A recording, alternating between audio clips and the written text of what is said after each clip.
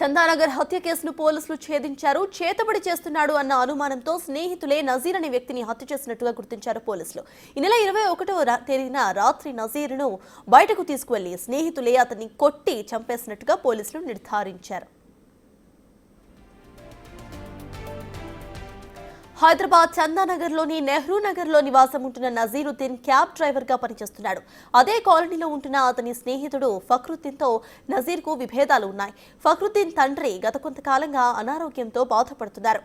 అయితే నజీరుద్దీన్ చేతబడి చేయడం వల్లే తన తండ్రి అనారోగ్యం బారిన పడ్డాడని ఫక్రుద్దీన్ అనుమానం పెంచుకున్నాడు.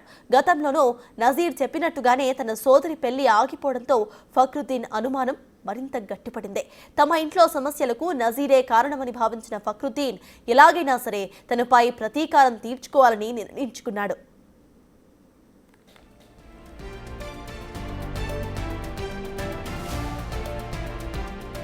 కలీం ఒకతను అజర్ అని చెప్పేసి వాళ్ళతో పాటు బురాన్ వచ్చాడు. అంటే మొత్తం ముగ్గురు, బురాను, కలీం, అజర్ ముగ్గురు కలిసి ఒక కారులో వచ్చినారు.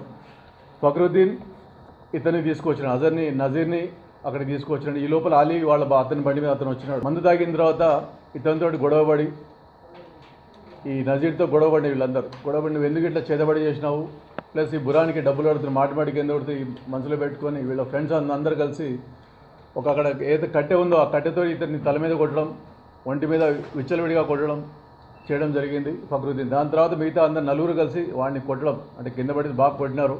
హాస్పిటల్లో డాక్టర్స్ చూసిన అయితే బ్రాడ్ డెడ్ అని చెప్పి చెప్పడం జరిగింది. ఇది 5 మంది కలిసి వాడిని బ్రూటల్గా మర్డర్ చేయడం మనసులో పెట్టుకొని ఇట్లా మా మీద ఇట్లా మంత్రాలు చేసినాడని చెప్పేసి పెట్టుకొని, ప్లస్ డబ్బులు కొంత ఇవ్వాలని చెప్పేసి డబ్బులు అడుగుతున్నాడు మాటిమాటిగా అని చెప్పేసి మనసులో పెట్టుకొని వాడిని పిలిచి ప్లాన్డ్గా ఇతన్ని మర్డర్ చేయడం జరిగింది.